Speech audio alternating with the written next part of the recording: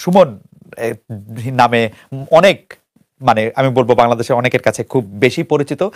আমরা যখন আজকে ব্যারিস্টার সুমনের সাথে আমরা শো করব তখন অনেকেই আমাদের কাছে জানতে চেয়েছেন এই প্রশ্নটি করার জন্য। আমি একটু ছোট্ট করে এক লাইনে এই প্রশ্নটি করে রাখি যে আপনি আর ফেসবুক লাইভ করবেন কিনা বিভিন্ন সমস্যা নিয়ে, সাধারণ মানুষের বিভিন্ন সংকট নিয়ে। আপনি যদি ছোট করে বলেন, আমরা মূল প্রশ্ন যাওয়ার আগে, এটা সবচেয়ে বেশি আপনার কাছে প্রশ্ন। সংকট কি দেশ থেকে চলে গেছে নাকি যে আমার লাইভ বন্ধ হয়ে যাবে? আচ্ছা, তার মানে আপনি করবেন সংকট যদি থাকে। আমি ফেসবুক লাইভটা তো হচ্ছে কি আমার একটা এই প্রতিরোধ বা প্রতিবাদ করার একটা উপায়। হয়তো আমার প্রতিবাদ করার উপায়ের মধ্যে কিছু ভিন্নতা আসবে যেহেতু আমি সংসদে কথা বলতে পারবো, কিন্তু এটা চলতে থাকবে।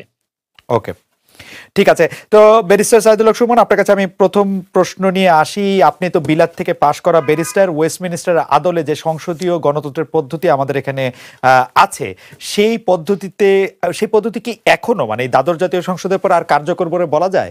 আমরা কি এটাকে একটা সংসদীয় গণতন্ত্রের মাধ্যম বলবো নাকি একটা প্রেসিডেন্সিয়াল মাধ্যম বলবো?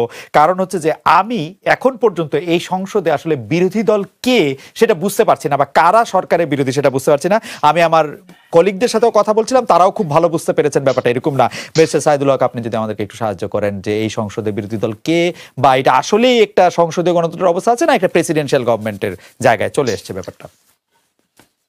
এইটার জন্য কিন্তু আমাদের আরেকটু সময় লাগবে। এখানে জাতীয় পার্টি আছেন 11টি আসন নিয়ে। এখানে যদি স্বতন্ত্র থেকে যদি বিরোধী দলীয় কোনো মোর্চা না হয় তাহলে তো এখানে জাতীয় পার্টি বিরোধী দল হিসাবে থাকবেন। এবং স্বতন্ত্র, আমার কাছে একটা জিনিস মনে হয়েছে যে যারা এবার স্বতন্ত্রতে আসছেন তাদের এক একজনকে আমার মনে হয়েছে এক একটা বিরোধী দলের মতো। যদিও আপনি এই যে ওয়েস্টার্ন ডেমোক্রেসির কথা যদি বলেন, এখানে আমাদের দেশে অনেকটুকু ভিন্নতা আছে বা পরিবর্তিত পরিস্থিতিতে নানা রকম চেঞ্জ হচ্ছে। তবে আমার কাছে মনে হয় যে জবাবদিহিতা থাকার মতো যথেষ্ট সুযোগ এবার আছে।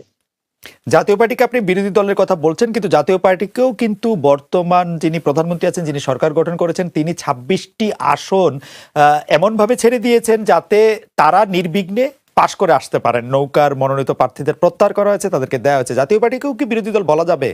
এবং জবাবদিহির জায়গায় আমি একটু আসছি জবাবদিহির প্রশ্নে, অন্য প্রশ্নে জাতীয় পার্টি প্রসঙ্গে যদি আপনার মতামত একটু আমাদের বলেন যে জাতীয় পার্টিকে কি বিরোধী দল বলা যাবে কিনা। না, জাতীয় পার্টিতে তো 26টা দেওয়ার পর ওনারা 26টাতে তো আসতে পারেননি, আসছেন মাত্র 11টাতে। রাইট, 11টাতে আসছেন। এখানেও তো একটা ছাকুনির মধ্যে মানে পড়ে গেছেন তারা।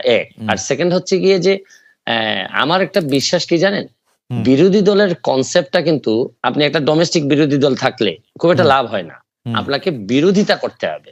কারণ এটা আর্টিকেল 70-র কারণে দেখা যাচ্ছে যে সরকার দলীয় এমপিরা হয়তো অনেকটুকু পারেন না, কিন্তু আমাদের যে 62 জন আমরা স্বতন্ত্র যারা আসছি তারা কিন্তু একটা ভালো ভাইটাল রোল প্লে করতে পারবো। কারণ আমাদের উপর তো 70 কার্যকর হবে না, আর্টিকেল 70 কিন্তু কার্যকর হবে না। সুতরাং এখানে আপনি জাতীয় পার্টিকেও আমি মনে করি যে জাতীয় পার্টি ছোট আঙ্গিকে হলেও সাথে যদি স্বতন্ত্ররা থাকেন তাহলে আপনারা একটা প্রাণবন্ত একটা সংসদ দেখতে পাবেন বলে আমার বিশ্বাস। কিন্তু ব্যারিস্টার সুমন, আপনারা যারা স্বতন্ত্র থেকে সংসদ সদস্য নির্বাচিত হয়ে এসেছেন, এমনকি নৌকা মার্কাকে হারিয়েছেন, আপনি একজন প্রতিমন্ত্রীকে বিপুল ব্যবধানে হারিয়েছেন, কিন্তু তারপরও আমরা দেখেছি গতকাল আপনার ফেসবুক স্ট্যাটাসে বলেছেন প্রধানমন্ত্রী শেখ হাসিনার সঙ্গে দেখা হওয়া সামনাসামনি সেটাই আপনার জীবনের সবচেয়ে বড় ঘটনা। আপনি আর শেখ হাসিনা সরকারকে কি সমালোচনা করবেন? আপনি তো শেখ হাসিনা সরকারেরই মানে একজন। আমার সমালোচনা প্রথম শুরু হয়েছিল আমার বাবার বিরুদ্ধে। আচ্ছা, আমার বাবার কার্যক্রম থেকেই প্রথমে আমি সমালোচনা করা শিখি। তো বিষয়টা হচ্ছে গিয়ে যেসব জায়গায় ধরেন আপনারে আমি সাংবাদিক হিসেবে পছন্দ করি, আপনার সাথে আমার 5টা মিনিট সময় কাটানোটা আমিও মনে করি যে এটা একটা প্রায় আমার জন্য একটা প্রিভিলেজ। আই এম অনার্ড যে 5টা মিনিট সময় কাটাতে পারতেছি আমরা। কিন্তু একই সময় কিন্তু আপনার বিভিন্ন বিষয়ে কিন্তু আমি একমত হব না, আবার আপনার বিভিন্ন বিষয়ে কিন্তু আপনার একমত তো হবই না, মানে বিনয়ের সাথে আমি আপনার সাথে চরম ভাবে বিরোধিতা করব। আমি কিন্তু বিষয়টা কিন্তু এরকম যে আমি হয়তো আপনার পক্ষে না, আপনার সাথে একমত না, কিন্তু আপনি যাতে আপনার পক্ষ কথা বলতে পারেন এটার স্বাধীনতা আমি স্বাধীনতায় বিশ্বাস করি। সুতরাং এখানে বুঝতে হবে যে জননেত্রী শেখ হাসিনা সরকার প্রধানের সাথে সাথে উনি বঙ্গবন্ধু কন্যা, জাতির জনকের কন্যা। উনার সাথে কিন্তু উনার কয়েকটা আইডেন্টিটি আছে, আপনারা হয়তো অনেকে একসাথে করে ফেলেন। আমার কাছে কিন্তু দেখেন, আমি কিন্তু এই এমপি হওয়ার আগেই বাংলাদেশ আওয়ামী লীগের প্রচার সম্পাদক যিনি বর্তমানে, তার বিরুদ্ধে মামলা হয়ে বাদী হয়ে কিন্তু আমি মামলা করেছি। সুতরাং আমি আওয়ামী লীগ করি, আওয়ামী লীগকে বঙ্গবন্ধুর আদর্শকে ধারণ করি, বহন করি, কিন্তু যেসব জায়গায় আমার সমালোচনা করার, যেসব জায়গায় আমার প্রতিবাদ করার, এই জায়গায় তো আমি বন্ধ হয় নাই, বা আমি কখনো আটকে থাকি নাই, বা চেষ্টা করছি, আমি যতটুকু পারছি আমি চেষ্টা করছি। এইখানে বঙ্গবন্ধু কন্যার সাথে দেখা করতে পারাটা আমার জন্য একটা সম্মানের। এইখানে আপনারা মিলাই ফেলবেন না, কিন্তু উনি সরকার প্রধান যখন হবেন তখন সরকারের দায় যতটুকু থাকবে, যতটুকু ওনার নেয়ার বিষয় আছে, এখানে আমি হয়তো ওনাকে বলবো যে মাননীয় নেত্রী, এখানে আমার মনে হয় কাজ করার সুযোগ আছে। আমার হয়তো বলার এখানে একটা জিনিস হয়েছে কি, এবার সংসদে আপনি কখনো কোনো খারাপ ভাষা হয়তো শুনবেন না, বকাবকি শুনবেন না, গালাগালি শুনবেন না। এইবারের সংসদ হবে ভদ্রলোকের সংসদ।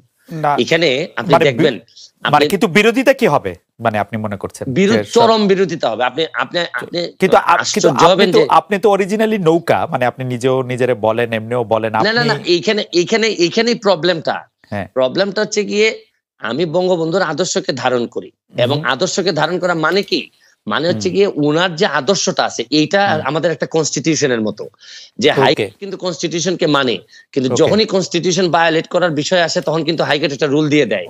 তো বিষয়টা হচ্ছে গিয়ে যে আমার এই জায়গাটা ঠিক রেখে আমার দেশটাকে বাঁচানোর জন্য, দেশটাকে ভালো করার জন্য আমার যে সব জায়গায় নক করতে হবে, এইসব জায়গায় আমি স্বতন্ত্র হিসাবে আমার তো আরো স্কোপ আরো বেড়ে গেল। রাইট। বঙ্গবন্ধুর আদর্শের কোষ্ঠী পাথরে এই বিরোধী দলের নেতা নেত্রীদের জেলে রেখে ইলেকশন করাটা কেমন আসলে? এই প্রশ্নটা আমার মনে হয় সাকিব ভাইকে করেন। সাকিব ভাই এই আমার মনে হয় এটার জন্য যোগ্য একটি জায়গায় এসছেন। বেসিস সাইদুল হক, আমি আপনার কাছ থেকে জানতে চাইবো যে সত্যি সরকার চায়, এবং একটি ফর্মুলা এসছে যে আমরা আসলে, আমি বারবার এই ফর্মুলাটি আসলে সরকার যারা সমর্থক, সাংবাদিক, বুদ্ধিজীবী তাদের কাছে শুনছি যে বাংলাদেশে নাকি দেখতে হবে এরকম একটি ছাঁকনি দিয়ে যে কারা আসলে স্বাধীনতার সপক্ষের শক্তি, কারা স্বাধীনতার সপক্ষের শক্তি দুই, তারাই আসলে সরকারি দল বা বিরোধী দল থাকবে, বাকিরা সব বাদ পড়ে যাবে। এইটি সম্পর্কে আপনার একটু মতামত জানতে চাইবো। আমি মতামত জানতে চাইবো যে সরকার কি সত্যি সব দলকে জাতীয় দল হিসেবে দেখতে চায় কিনা, আপনি এটি কি মনে করেন? আরেকটি প্রশ্ন করব যে আমি দেখলাম যে আওয়ামী লীগ সভানেত্রী যাদেরকে নমিনেশন দিয়েছেন তাদের মধ্যে অন্তত 60 জনের বেশি লোক হেরেছেন, 70 জনের মতো হেরেছেন। এটি কি আপনি সাংঘাতিক রকমের poor and bad and wrong judgement মনে করেন কিনা আওয়ামী লীগের সভানেত্রীর কাছ থেকে? আমি প্রথম প্রশ্নের জবাবে আগে আসি যে সরকার কি এটি চাচ্ছে কিনা যে Awami League B, Awami League C, Awami League D তৈরি হোক বাংলাদেশে? দেখেন, আমি যে উত্তরটা শুরু করার সময় একটা কথা বলতে চাই যে আমি পড়ছিলাম ছোটবেলায় যে অধিকার ছাড়িয়ে দেয়া অধিকার রাখিবার মতো বিড়ম্বনা আর নাই। তো সাকিব ভাই যখন নির্বাচনে কারচুপি এইসব নিয়ে কথা বলেন, তখন আমার একটা বিষয় আশ্চর্য লাগে যে নির্বাচন বয়কট করার পর, ধরেন আমি গেলাম না এই নির্বাচনে, তারপরে এই নির্বাচন কিরকম হয়েছে এটা নিয়ে আলোচনা করাটা বরং আগের যে স্ট্যান্ডিং আমার এটাকে দুর্বল করে দেয়। জানেন, আমি যখন আমাকে সাকিব ভাইকে প্রশ্ন করা হইলে উনি তো বলতেন যে ভাই আমি যে নির্বাচনে যাই নাই, সুতরাং এটা ধরেন আওয়ামী লীগ করছে নির্বাচন গেল প্রথম ফার্স্ট কোশ্চেন। এক সেকেন্ড ব্যারিস্টার, আমার একটু কোশ্চেন আছে, একটা সেকেন্ড একটু কোশ্চেন আছে। সাকিব ভাই নির্বাচনে যায় নাই, কিন্তু সাকিব ভাই তো বাংলাদেশের জনগণ, বাংলাদেশের জনতা, আমি বলছি, আমি শুনেন, মানে না প্রশ্ন করতে পারবে, কিন্তু উনি যে স্ট্যান্ডিং নিয়ে যায় নাই নির্বাচনে, এই স্ট্যান্ডিং এর পরে বরং উনি নির্বাচনের কারচুপি নিয়ে কথা বলাটা নির্বাচনের উনি বৈধতা দিলেন। এটা হচ্ছে কি আমি ব্যক্তিগতভাবে মনে করি, আপনারা দ্বিমত করতে পারেন না, এটা আমার মত হচ্ছে কি যে আমি যখন যে নির্বাচনে যান আমি আপনার কাছে ক্ষমতা দিয়ে দিলাম, ভাই যান, আপনি আপনার সাথে আমি নাই, আপনার আন্ডারে আমি নির্বাচন করব না। তারপরে এই নির্বাচন কিরকম হয়েছে এটা নিয়ে তর্ক বিতর্ক করা, আমি আমার জায়গায় স্ট্যান্ডিং থাকবো যে আমি শুনেন, আমি যে কারণে আপনার আন্ডারে নির্বাচন করতে চাইনি এটা নিয়ে আমার বিভিন্ন বৈধতা থাকতে পারে, যৌক্তিক দাবি থাকতে পারে। এই দাবি কিন্তু এখন আর উনাদের কিন্তু এখন আর এই জায়গা নাই। এখন হচ্ছে গিয়ে ঠিক মতো নির্বাচন হয়েছে কিনা, ভোটার ঠিক মতো আসছে কিনা, এই জায়গায় চলে আসছেন উনারা। সুতরাং আগের বিষয়টা একটা হালকা হয়ে গেছে। আর আরেকটা বিষয় হচ্ছে গিয়ে এই বিএনপি বা এই ধরনের দল যখন আসে না, ধরেন একটা বড় অংশ তো আসে নাই ভোটে, সুতরাং তখন তো হচ্ছে কি এই জায়গাটা খালি থাকে না, এই জায়গাতে অসংখ্য স্বতন্ত্রের তৈরি হয়েছে। এবং আপনারা কিন্তু, আমার বিশ্বাস একটা যে আশ্চর্য হবেন এইবারের স্বতন্ত্রদের পারফরমেন্স দেখে, সংসদের ভিতরেও পারফরমেন্স দেখে আপনারা আশ্চর্য হবেন। এখন এই জায়গায় আমি একটা প্রশ্নের কথা আপনাকে বলতে চাই। যেমন ধরেন আমি স্বতন্ত্র, কিন্তু স্বতন্ত্র হইল দুইটা জায়গায় আপনি আমাকে আনকম্প্রোমাইজিং। একটা হচ্ছে গিয়ে যে আমি বঙ্গবন্ধুকে ধারণ করি, বঙ্গবন্ধুকে বহন করি। আরেকটা হচ্ছে গিয়ে মুক্তিযুদ্ধের সপক্ষের শক্তি হিসাবে আমি নিজেকে দাবি করি এবং এই অনুযায়ী কাজ করি। এই জায়গাটাকে আপনি যদি বলেন যে এই জায়গা যেহেতু আপনি মানেন, তাহলে আপনি বি টিম, তাইলে আমি সম্মানের সাথে আপনার সাথে দ্বিমত করতে চাই। আমার প্রশ্ন হচ্ছে গিয়ে যে বাংলাদেশে এই দুইটা জিনিস না মানার পরে আমার কাছে মনে হয় যে এটা খুবই হতাশাজনক। আপনার সাথে আমার আর বক্তব্য চলে না। ওকে, কারণ আমি এই জায়গায় কোনো ধরনের কম্প্রোমাইজ আমি করব না, বরং বিরোধী দল যারা করবেন, ধরেন বিরোধী দল ওকে, বঙ্গবন্ধুরের যিনি মানবেন না, তিনি আসলে এই দেশে জাতির জনককে যিনি মানবেন না, বা এই তখন তো বিরোধী দলের আমার এই কনসেপ্টটা আমার কাছে বলেছেন যে দুপুর 2টা পর্যন্ত তিনি আসলে দুপুর 2টায় তিনি যখন ঘুমাচ্ছিলেন তখন তিনি জানলেন যে আসলে ভোটের পার্সেন্টেজ 28 না 40 না 40 না 41 এরকম কথা আর কি। আপনার কাছে কি মনে হয় এই 41% ভোট আসলে কারচুপির ভোট, 41% ভোট আসলে ব্যালট স্টাফিং এর ভোট, 41% ভোট আসলে এই গভর্নমেন্টের ফেস সেভিং ভোট, মানে অনেক রকম দুষ্টু বুদ্ধির ভোট? আপনি কি মনে করেন? জোনায়েসা কেউ বলতে চাচ্ছেন 10% ভোটও পড়ে নাই। আচ্ছা, দেখেন, আমি প্রথম যে বিষয়টা বলতে চাচ্ছি এটা হচ্ছে গিয়ে, আপনি সাকিব ভাইয়ের কাছে যে প্রশ্নটা করেছিলেন যে আপনারা পিছনে পড়ে গেলেন কিনা, এটার উত্তর দিতে দিতে উনি 5 মিনিট অন্য বিষয়ে কথা বললেন। মানে আগে উনি সিদ্ধান্ত নিয়ে আসছেন এই কথাগুলো বলবেন যে সরকারের এই নাই সেই নাই, মানে সরকারের বিরোধিতা করবেন, এটা সিদ্ধান্ত নিয়ে এসে তারপর এটা তো সেকেন্ড অপশনে গিয়ে আপনি যখন বাধ্য করলেন, আপনি যখন বাধ্য করলেন তখন উনি গিয়ে বলছেন যে না, এটা একটা নৈতিক পরাজয়। কিন্তু বিষয়টা কি, এই যতই ডিসপিউটেড কোয়েশ্চেন অফ ফ্যাক্টের কথা উনি বলছেন বারবার, যে ওই শামীম পাটোয়ারি ভাইয়ের কথা বলছেন, অমুকের কথা বলছেন, এইগুলা বলার মানে কিন্তু হচ্ছে কি ভোট যে একটা প্রাণ চঞ্চল বা একটা প্রাণবন্ত ছিল, এটার কিছুটা প্রমাণ পাওয়া যায়। আর আরেকটা বিষয় হচ্ছে গিয়ে যে সাকিব ভাইরা এখনো ওই যে উনি কিন্তু এবার নির্বাচন করলে কিন্তু উনি এখান থেকে কথা না বলে ওনার এলাকায় নির্বাচন করলে কিন্তু আরো অনেক ভালো করতে পারতেন, উনি আরো ব্যাপারটা আরো সামনাসামনি নিয়ে আসতে পারতেন। কিন্তু বেশ সুমন, সাকিব ভাইয়ের রাজনীতি তো আপনি ঠিক করে দিবেন না। সাকিব ভাই তো এইটাই রাজনীতি করতেছেন যে তিনি ইলেকশনে অংশ নেবেন না। আমি ঠিক করে দিচ্ছি না, বলছি কি উনি তো এখান থেকে ডিসপিউটেড কোয়েশ্চেন অফ ফ্যাক্ট গুলা নিয়ে কথা বলছেন এবং উনি ধরেই নিচ্ছেন যে এগুলা ঘটছে। আসলে বিষয়টা একেবারে এরকম না।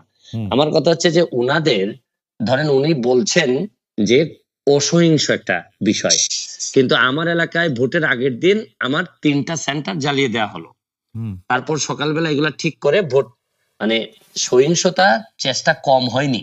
কিন্তু উনারা যে জায়গা থেকে সহিংসতা করতে চেয়েছিলেন, আমি সাকিবের কথা বলছি না, অন্যান্য যারা চেয়েছিলেন তারা